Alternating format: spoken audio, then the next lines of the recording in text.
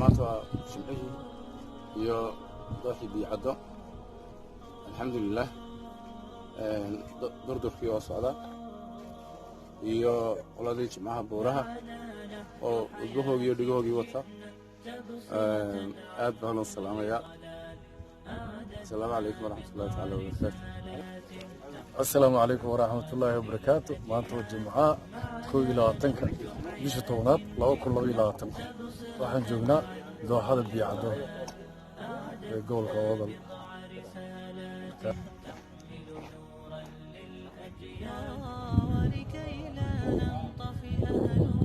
بسم الله الرحمن الرحيم. مانتو كويلا تنكا بيش طونات iyo socdaalkeenii jimciga qaadiga ah oo joogna biicadde aad baan ii saqaa.